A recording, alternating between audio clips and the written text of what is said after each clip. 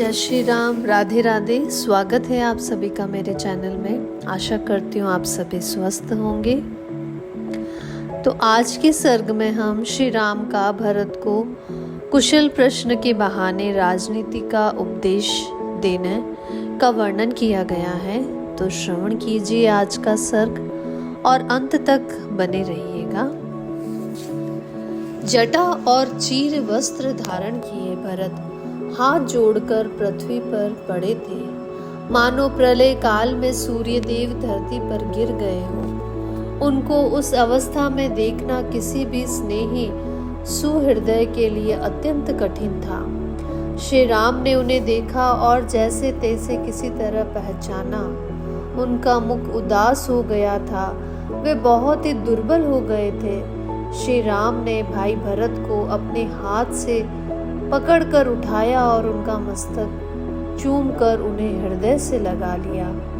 इसके बाद रघुकुल भूषण भरत को गोद में बिठाकर श्री राम ने बड़े आदर से पूछा, तात पिताजी कहाँ थे? तुम इस वन में आए हो।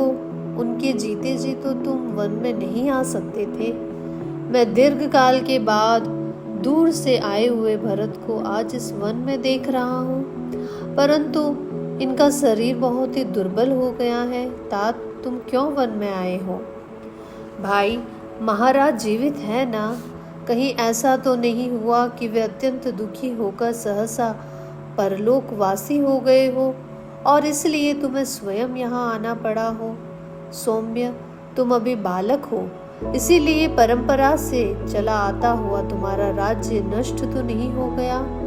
सत्य पराक्रमी तात भरत, तुम पिताजी की सेवा शुश्रूषा तो करते हो ना? जो धर्म पर अटल रहने वाले हैं तथा जिन्होंने राजसूय एवं अश्वमेघ यज्ञों का अनुष्ठान किया है, वे सत्य प्रतिज्ञ महाराज दशरथ सकुशल तो है ना? तात तुम सदा धर्म में तत्पर रहने वाले विद्वान ब्रह्मवेता और इक्ष्वाकु कुल के आचार्य महातेजस्वी वशिष्ठ जी की यथावत पूजा करते हो। भाई क्या माता कौशल्या सुख से हैं? उत्तम संतान वाली सुमित्रा प्रसन्न है और आर्या केकई देवी भी आनंदित है ना? जो तुम कुल में उत्पन्न विनय संपन्न बहुश्रुत किसी के दोष न देखने वाले तथा शास्त्रोक्त धर्मों पर निरंतर दृष्टि रखने वाले उन पुरोहित जी का तुमने पूर्णतः सत्कार किया है। हवन विधि के ज्ञाता बुद्धिमान और सरल स्वभाव वाले जिन ब्राह्मण देवताओं को तुमने अग्निहोत्र कार्य के लिए नियुक्त किया है, वे सदा ठीक समय पर आकर क्या तुम्हें यह सूचित करते हैं कि इस समय अग्नि में आहुति दी गई है और अब अमुक समय में हवन करना है? तात क्या तुम देवताओं, पितरों, भृत्यों, गुरुजनों, पिता के सम्मान आदरणीय वृद्धों, वेद्यों और ब्राह्मणों का सम्मान करते हो? भाई जो मंत्र रहित श्रेष्ठ बाणों के प्रयोग तथा मंत्र सहित उत्तम अस्त्रों के प्रयोग के ज्ञान से संपन्न और अर्थशास्त्र के अच्छे पंडित हैं, उन आचार्य सुधन्वाह का क्या तुम सम आदर करते हो? तात क्या तुमने अपने ही सम्मान सूरवीर, शास्त्रज्ञ, जितेंद्रिय, कुलीन तथा बाहरी चेष्टाओं से ही मन की बात समझ लेने वाले सुयोग्य व्यक्तियों की ही मंत्री बनाया है ना? रघुनंदन, अच्छी मंत्रणा ही राजाओं की विजय का मूल कारण है। वह भी तभी सफल होती है जब नीति शास्त्र निपुण मंत्री शिरोमणि अमात्य उसे सर्वथा गुप्त रखे। भरत, तुम असमय में ही निद्रा के वशीभूत तो नहीं होते, समय पर जाग जाते हो ना?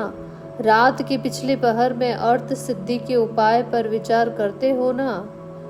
कोई भी गुप्त मंत्रणा 2 से 4 कानों तक ही गुप्त रहती है, 6 कानों में जाते ही वो फूट जाती है।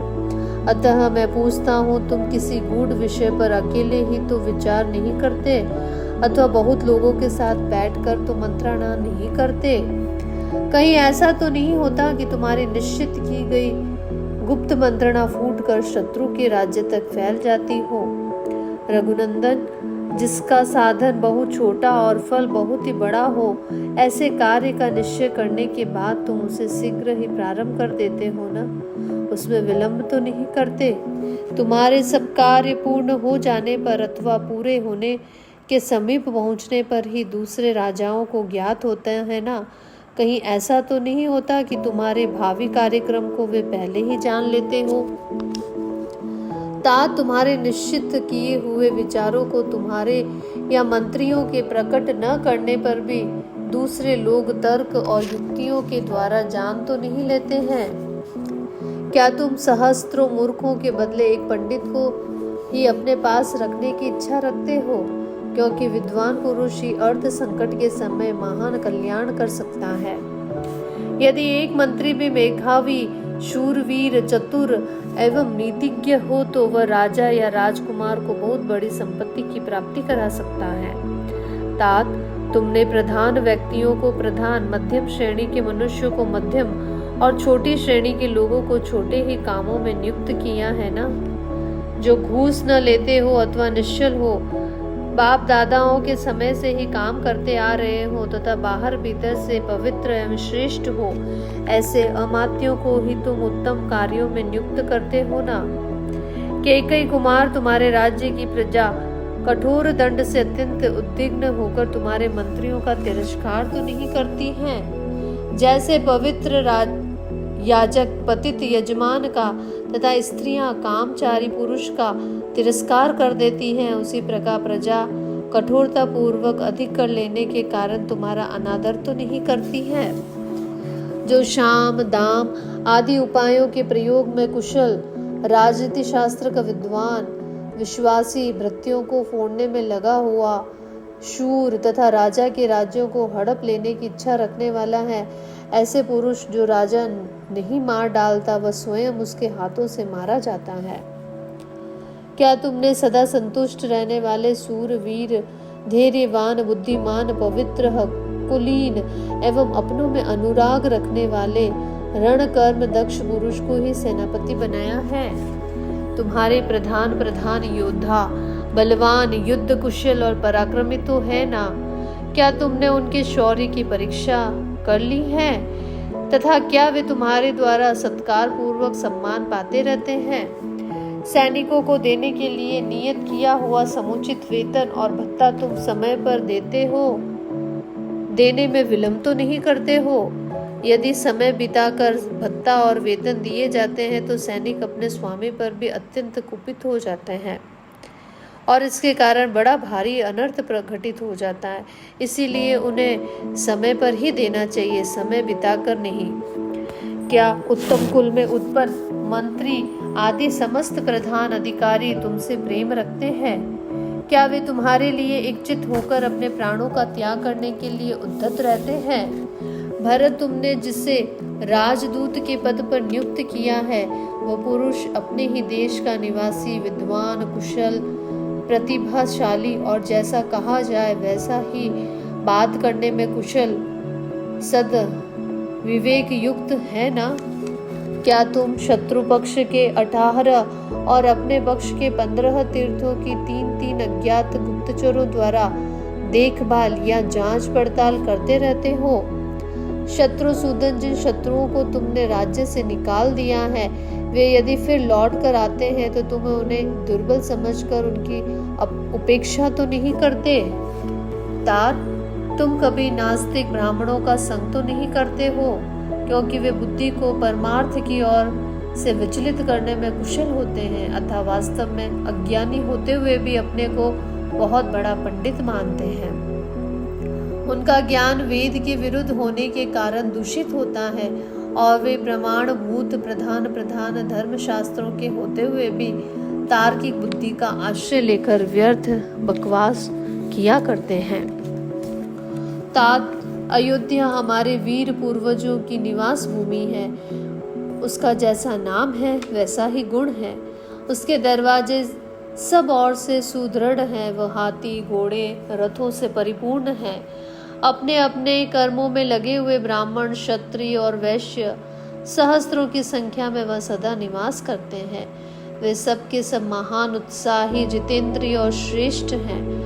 नाना प्रकार के राजभवन और मंदिर उसकी शोभा को बढ़ाते हैं। वह नगरी बहुसंख्यक विद्वानों से भरी है। रघुनंदन भरत, जहाँ नाना प्रकार के अश्वमेघ आदि महायज्ञों के बहुत से अनुष्ठान स्थल शोभा पाते हैं, जिससे प्रतिष्ठित मनुष्य अधिक संख्या में निवास करते हैं। अनेकानेक देव स्थान, औषालय और तालाब जिसकी शोभा बढ़ाते हैं, जहाँ के स्त्री पुरुष सदा प्रसन्न रहते हैं, जो सामाजिक उत्सवों के कारण सदा शोभा संपन्न दिखाई देता है, जहाँ खेत जोतने में समर्थ पशुओं की अधिकता है, जहाँ किसी भी प्रकार की हिंसा नहीं होती है, जहाँ खेती के लिए वर्षा के जल पर निर्भर नहीं रहना पड़ता है, जो बहुत ही सुंदर और हिंसक पशुओं से रहित है, जहाँ किसी तरह का भय नहीं है, नाना प्रकार की खाने जिसकी शोभा बढ़ाती हैं, जहाँ पापी मनुष्यों का सर्वथा अभाव है, तथा हमारे पूर्वजों ने जिसकी भली भांति रक्षा की है, वह अपना कौशल देश धन धान्य से संपन्न और सुख पूर्वक बसा हुआ है ना। तात, कृषि और गौ रक्षा से आजीविका चलाने वाले सभी वैश्य तुम्हारे प्रीति पात्र है ना, क्योंकि कृषि और व्यापार आदि में संलग्न रहने पर ही यह लोक सुखी एवं उन्नतिशील होता है। उन वैश्यों को इष्ट की प्राप्ति कराकर और उनके अनिष्ट का निवारण करके तुम उन सब लोगों का भरण पोषण तो करते हो ना। क्या तुम अपनी स्त्रियों को संतुष्ट रखते हो? क्या वे तुम्हारे द्वारा भली भांति सुरक्षित रहती हैं? तुम उन पर अधिक विश्वास तो नहीं करते, उन्हें अपनी गुप्त बात तो नहीं कह देते? जहाँ हाथी उत्पन्न होते हैं वह जंगल तुम्हारे द्वारा सुरक्षित है ना। तुम्हारे पास दूध देने वाली गौएं तो अधिक संख्या में है ना। तुम्हें हथनी, घोड़ों और हाथियों से संग्रहित से कभी भी तृप्ति तो नहीं होती। राजकुमार, क्या तुम प्रतिदिन पूर्वाह काल में वस्त्र आभूषणों से विभूषित हो प्रधान सड़क पर जा जाकर नगरवासी मनुष्यों को दर्शन देते हो?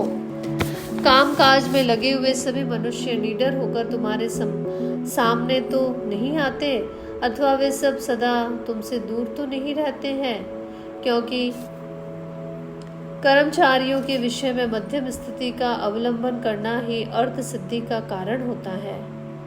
क्या तुम्हारे सभी किले धन धान्य अस्त्र शस्त्र जल यंत्र शिल्पी तथा धनुर्धर सैनिकों से भरे पूरे रहते हैं? रघुनंदन, क्या तुम्हारी आय अधिक और व्यय बहुत कम है? तुम्हारे खजानों का धन अपात्रों के हाथों में तो नहीं चला जाता है? देवता, पितर, ब्राह्मण, अभ्यागत, योद्धा तथा मित्रों के लिए ही हो तुम्हारा धन खर्च होता है ना। कभी ऐसा तो नहीं होता कि कोई मनुष्य किसी श्रेष्ठ निर्दोष और शुद्ध आत्मा पुरुष पर भी दोष लगा दे तथा शास्त्र ज्ञान में कुशल विद्वानों द्वारा उसके विषय में विचार कराए बिना ही लोभवश उसे आर्थिक दंड दे दिया जाता हो? नरश्रेष्ठ, जो चोरी में पकड़ा गया हो, जिसे किसी ने चोरी करते समय देखा हो, पूछताछ से भी जिसके चोर होने का प्रमाण मिल गया हो तथा जिसके विरुद्ध और भी बहुत से कारण हो, ऐसे चोरों को भी तुम्हारे राज्य में धन के लालच से छोड़ तो नहीं दिया जाता है? रघुकुल भूषण, यदि धनी और गरीब में कोई विवाद छिड़ा हो और वह राज्य के न्यायालय में निर्णय के लिए आया हो, तो तुम्हारे बहुज्ञ मंत्री धन आदि के लोभ को छोड़कर उस मामले पर विचार करते हैं ना। रघुनंदन, निरपराध होने पर भी जिन्हें मिथ्या दोष लगाकर दंड दिया जाता है, उन मनुष्यों की आंखों से जो आंसू गिरते हैं, वे पक्षपात पूर्ण शासन करने वाले राजा के पुत्र और पशुओं का नाश कर डालते हैं। राघव, क्या तुम वृद्ध पुरुषों, बालकों और प्रधान वेदों का आंतरिक अनुराग, मधुर वचन और धन दान, इन तीनों के द्वारा सम्मान करते हो?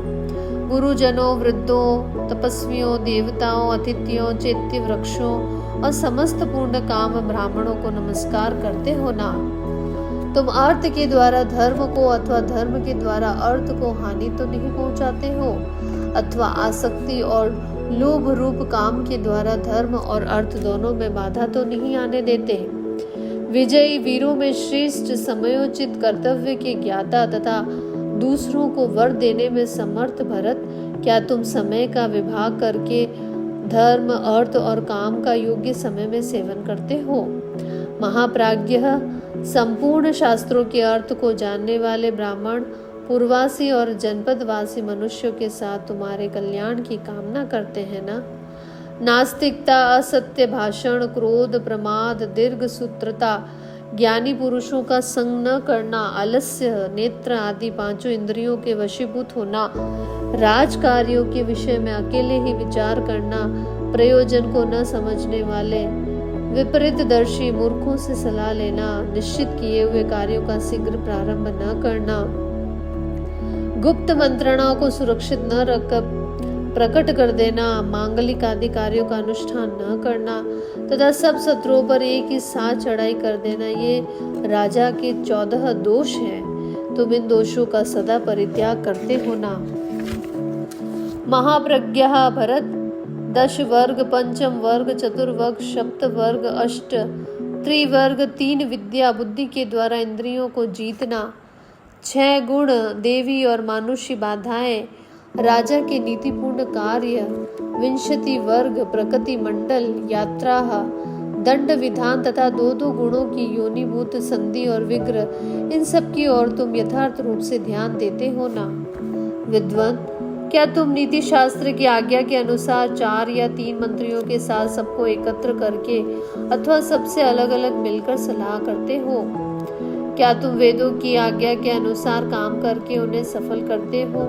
क्या तुम्हारी क्रियाएं सफल हैं? क्या तुम्हारी स्त्रियां भी सफल हैं? और क्या तुम्हारा शास्त्र ज्ञान भी विनय आदि गुणों का उत्पादक होकर सफल हुआ है?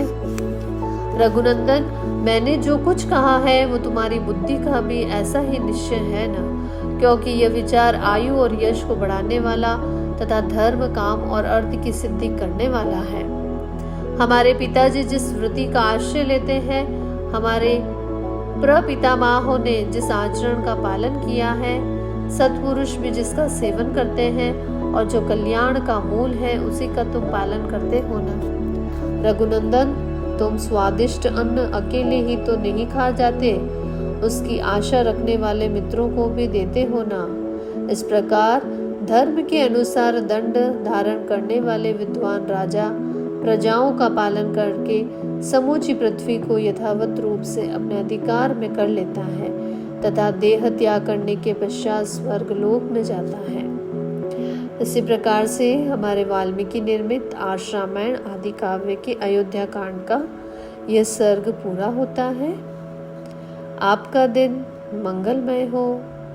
और आप चैनल पर नए हैं तो चैनल को लाइक, शेयर और सब्सक्राइब जरूर कीजिएगा और कमेंट में जय श्री राम अवश्य लिखिएगा। धन्यवाद।